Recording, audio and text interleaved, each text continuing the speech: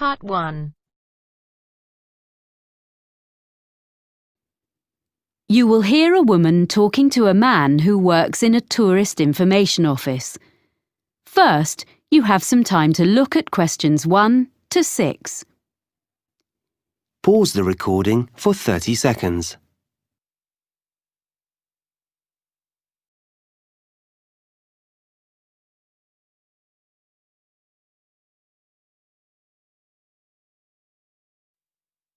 Now we shall begin. You should answer the questions as you listen, because you will not hear the recording a second time. Listen carefully and answer questions 1 to 6. Good morning. Can I help you? I hope so. I have a friend in Spain, and her 2 daughters are coming to the city to study for a month. So I thought the Tourist Information Center was the best place to ask about hostels. Can you recommend any? Of course. I usually suggest one of the Hosteling International places. HI West End is a big hostel in a residential area, but it's only 10 minutes from downtown if you take a bus. It's really popular. Okay, sounds good. I need to know how much it costs. The girls want a double room to themselves.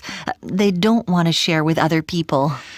That makes it more expensive. The price is under $30 for a bed in a dormitory, but they'll be paying $50 a night. But if they become members of Hosteling International, the price comes down to $41 a night. Membership costs $35. Right? And membership offers them benefits too on all kinds of activities. What kind of things? Skydiving and whitewater rafting, things like that. I don't think they're interested in that kind of thing. If they become members, will they get cheaper entrance tickets to museums? Oh, yes.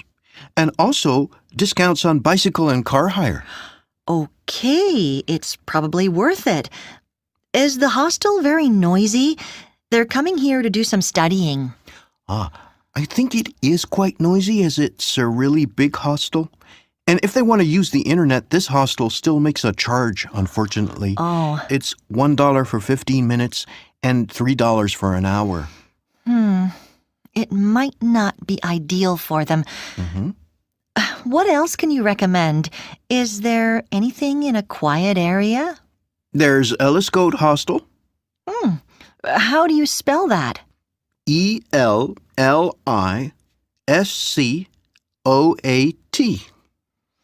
I've never heard that name before. And where is that? It's on the beach looking over the bay. Here, look on the map. Oh. It's quiet, but not far from Dragon Island. There's plenty going on there in the evening. Oh, that's a nice area. And if they want to go to Dragon Island, it only takes a couple of minutes to walk down to the ferry. So how much is a room there? It's in such a nice spot that the rooms are a bit more expensive. They're $62. Does that include any meals? Unfortunately not. Oh. It is possible to buy meals in the hostel at a reasonable price, but because it isn't very busy in the winter, they only cook in summer.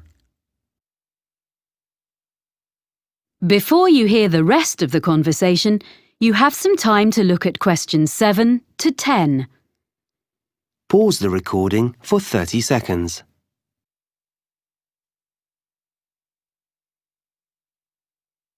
Now listen and answer questions 7 to 10. Oh, I think I know the place you mean. It's an old building, isn't it? Yes, it's well known as it's one of the oldest in the city. There's been a hotel there since 1887 when it was first built. It was turned into a hostel in 1985, and they've invested a lot of money restoring it inside. They'd like that. But I'm just looking on the map at where their college is. It's right in the center. It is a bit far for them from there. The hostel actually has scooters for hire at a very good price, so they could do that. It would be quicker than cycling or walking to the center. It is a bit expensive, but it sounds like the best one so far, unless there's something a bit cheaper. Okay, what about the backpackers' hostel? That's not so expensive. It's in a side street in the entertainment district. They wouldn't need to go far to find everything they want. They could walk everywhere. And it's very reasonable. Only $45 and another $5 if they want to have breakfast. But what about other meals? There's no cafe, but on each floor in this hostel, there's a kitchen for residents to cook in. Oh. I'm not sure how well equipped they are, but it should be fine for basic meals. Well, that's really very helpful. I'll pass all this information on now. Do ask your friends to ring me if they need to know anything else. I will. Thank you. That is the end of part 1. You now have half a minute to check your answers.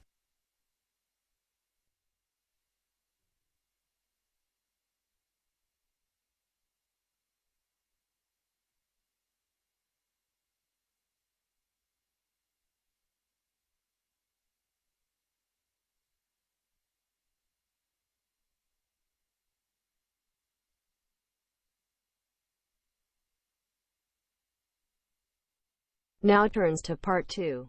Part 2. You will hear an audio guide to a public library. First, you have some time to look at questions 11 to 15. Pause the recording for 30 seconds.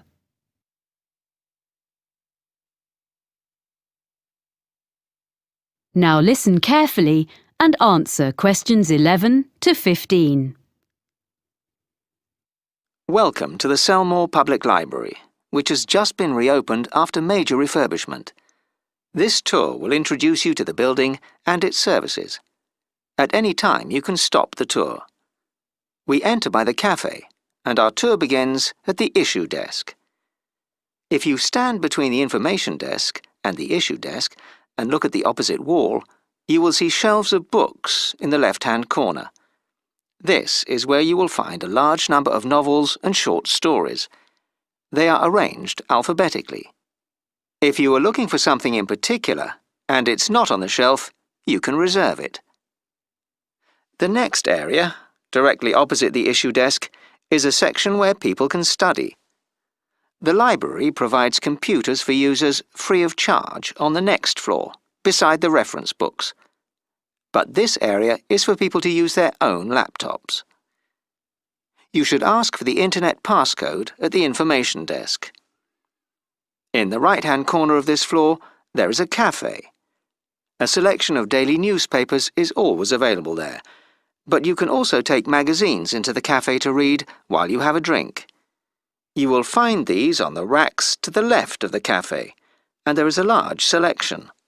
They are for reference only and cannot be borrowed, but you are welcome to photocopy any articles of interest. We ask you to return them when you have finished. You are not allowed to take fiction or any other books from the shelves into the cafe. Next to the cafe is the exit door leading to the stairs and escalator to the other floors. The largest collection of books in the library is fiction, and the next largest is non-fiction, which is in the corner of this floor opposite the cafe. These can all be borrowed, as opposed to the reference books on the next floor, most of which cannot be taken out of the library, but they can be photocopied. There are several photocopiers available for this purpose downstairs in the basement. To one side of the issue desk is a door leading onto a gallery. This was added to the library as a public space where talks are given once a week on a Saturday by visiting authors of both fiction and non-fiction. It also houses the biography section. There are notices advertising the talks in the study area. Any books that you want to borrow should be taken to the issue desk. Before we leave this floor, I will give you some information about using the library. There are also helpful notices by the information desk. Before you hear the rest of the talk, you have some time to look at questions 16 to 20. Pause the recording for 30 seconds.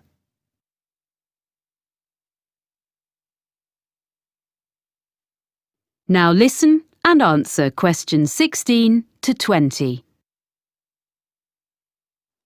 To join the library and take books out, you need a membership card. Take your passport or identity card, as well as proof of your home address, to the information desk and you will be issued with a card. After a period of 2 years, all readers are required to go to the desk with a document that has their name and current address on it, so the library can keep up-to-date records of where people are living. There's no need to show a passport again, and there is no charge for this, but any lost cards are charged at £5. If you can't find the book you want on the shelves, you can reserve it. If it's in another library in the city, we can usually get it for you within a week. If someone else has borrowed it, it can take a few weeks.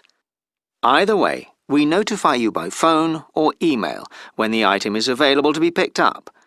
We will hold it for you for 5 days. Books can be borrowed for 14 days and can be renewed for a further 2 weeks. Children's books also have a 2-week borrowing period. The same system exists for CD-ROMs and CDs, but DVDs, both children's and adults, can only be borrowed for up to 7 days. It isn't possible to renew them. Some reference books can be borrowed, but normally only for 1 day, so 24 hours. The library opening hours have been changed slightly. Instead of opening late on Wednesday evenings till 8 p.m, we will be closing at 6, as on other weekdays, but we will close at 7 instead of 5:30 on Saturdays and, a new development, we are going to open on Sunday mornings from next month 9 to 1. We are closed on public holidays and notices are posted in the library about these. Before you go upstairs, please note that if you're going to the exhibition area on the 3rd floor, large bags are not allowed. There are lockers beside the reference area on the 2nd floor where you can deposit them. If you need change, you can get that from the information desk on the 1st floor. Now press pause and proceed to the 2nd floor. When you reach the top of the stairs, press play. That is the end of part 2. You now have half a minute to check your answers.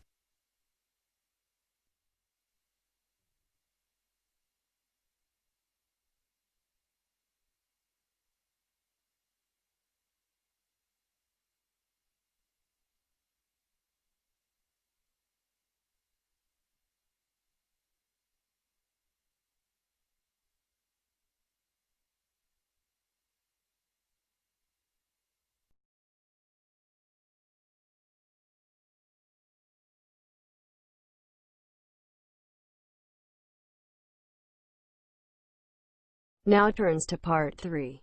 Part 3. You will hear a university tutor talking to 2 students about a presentation they have made in a recent botany seminar. First, you have some time to look at questions 21 to 25. Pause the recording for 30 seconds.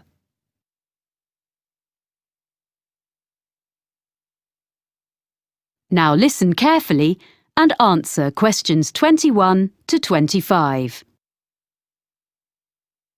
Well, Anita and Lee, that was an interesting presentation you made about John Chapman. Thanks. There are a few points I'd like to run through before you write it up. One thing which you didn't explain was why you decided to do a presentation on this man who spread apple varieties across the US.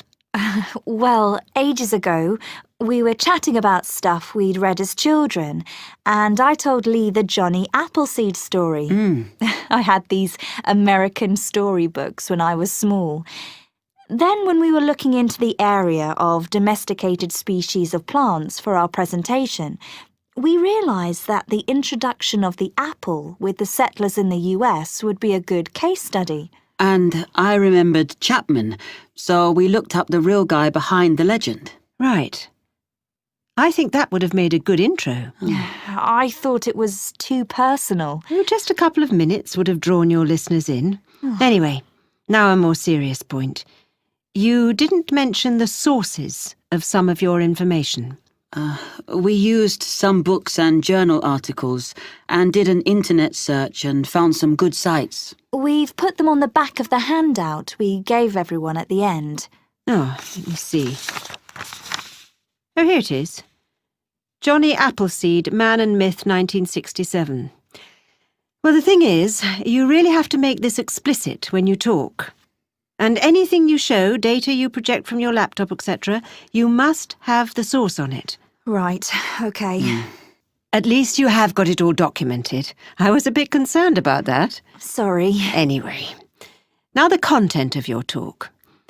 What your listeners wanted to understand was whether there were apples in the US before the Europeans started to live there. Well, you told us the early settlers had brought young apple trees, but that few of them had thrived because the climate was harsh.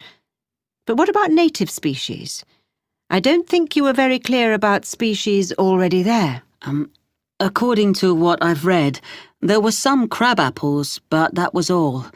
Everything that people now think of as traditional American apples was species that the Europeans either introduced or bred by chance. Because they tended to sow seeds rather than use grafting. Yes, quite. But what to me was fascinating, and I saw most members of your audience start to take notes, was when you discussed how the apple genes spread via the Silk Route into Europe from the wild apple woods of Kazakhstan. Yes, well, I'd like to have said more about the development of grafting in ancient China as a way of producing predictable varieties. It was so early in history. But it's the natural development of the original wild apple into new species that people wanted more about, which says a lot for your presentation. You enthused your audience. So now we need to discuss the form your follow-up work will take.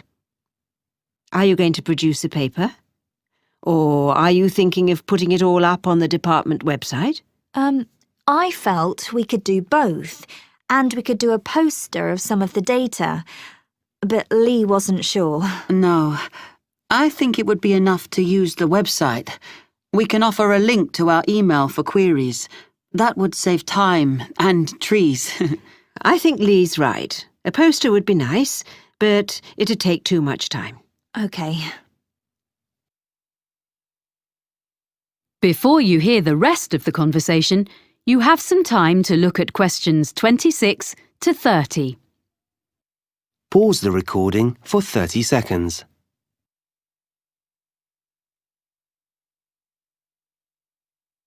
Now listen and answer questions 26 to 30.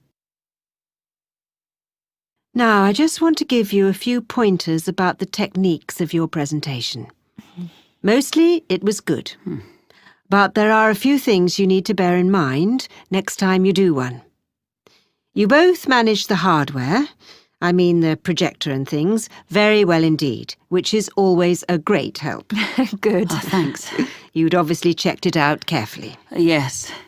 But unfortunately, we hadn't finished our maps when we did the practice on my computer at home. That's why there was some the wrong way up. We didn't realise the software on the laptop was a bit different from the one I have. But you sorted out the problem very quickly and didn't let it fluster you, so it wasn't a big problem. We could all read the map when we needed to. So it was OK, but we could have done better, we realise. There was a bit at the end where I felt something didn't go as you'd planned. Am I right? We had a few maps which we ended up leaving out because we needed to get on to our conclusions. Yes, it took longer to explain the technical aspects of grafting than we'd expected. So, sticking to the time limit for each part of our presentation is something we didn't manage at all. Which means we've definitely got to improve before we do another one. Yes. Apart from that, well, the handout was perfectly adequate for a seminar like this. It gave all the key information, And, of course, now I realise the sources are listed at the back. But you need to do those references in the correct format, as footnotes, in future. OK. Yes, sorry, we will. And finally, other students will be presenting projects later in the course. I shall be reminding them how well you both spoke and that no one had any problem hearing or understanding either of you. In that respect, your talk was a model that the others can follow. Oh, thank you. Yes, thanks very much. This feedback has been very helpful. Well done, both of you. See you in a fortnight. Bye. Yes.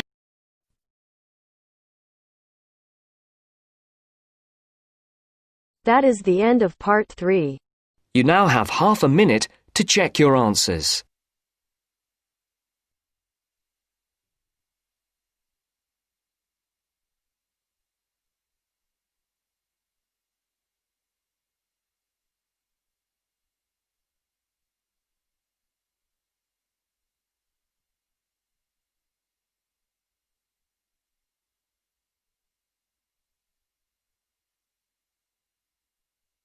Now turns to part 4. Part 4. You will hear a lecturer describing some investigations into the sense of taste. First, you have some time to look at questions 31 to 40. Pause the recording for 1 minute.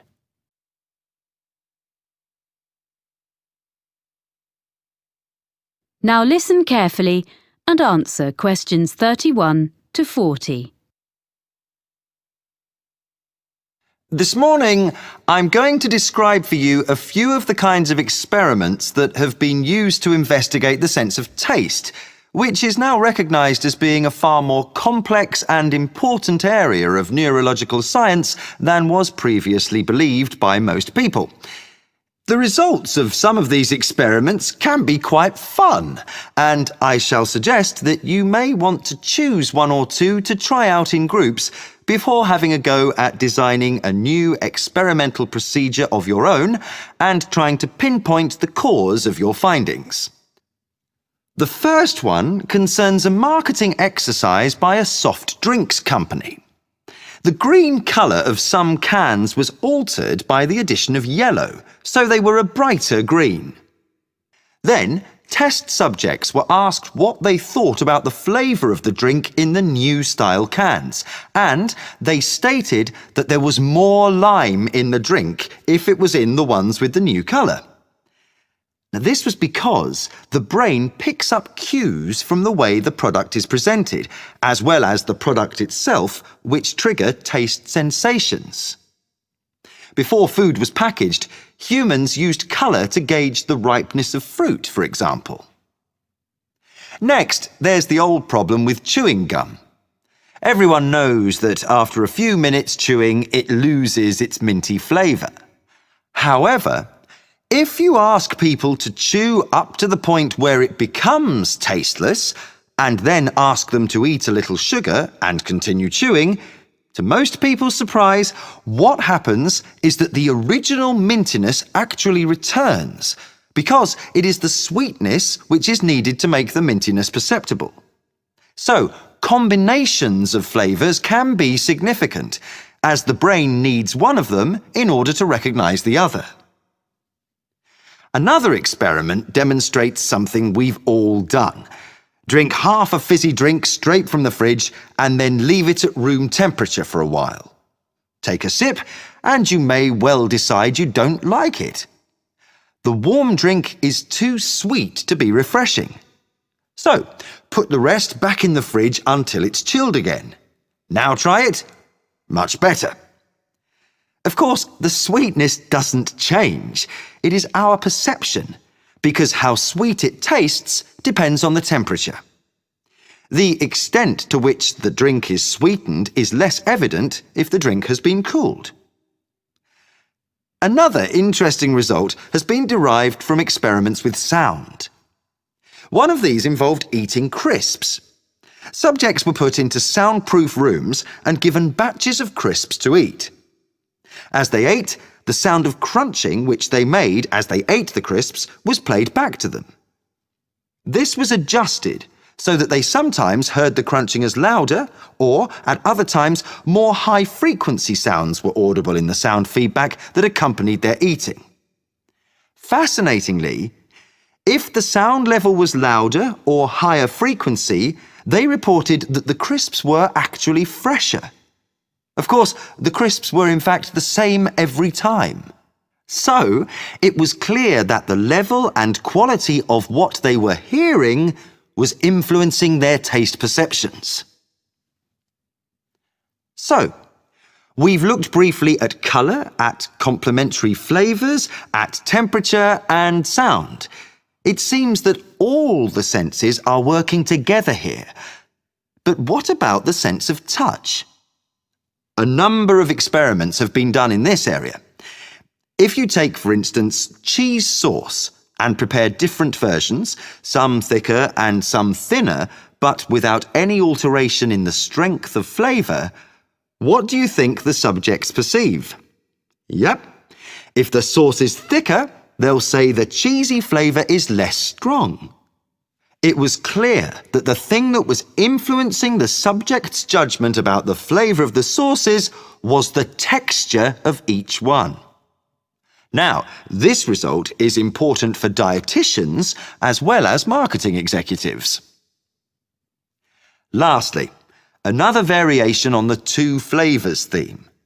This concerns the capacity of the brain for bridging a sensory gap.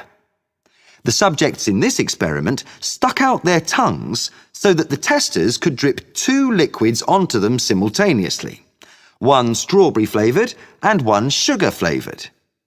The testers then took away each flavour in turn. When the sweetness was taken away, the subjects reported they could hardly taste anything.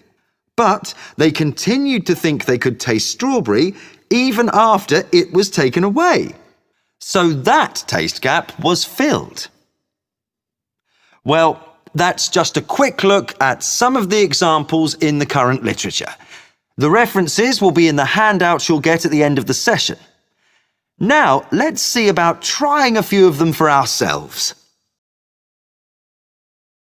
That is the end of part 4. You now have half a minute to check your answers.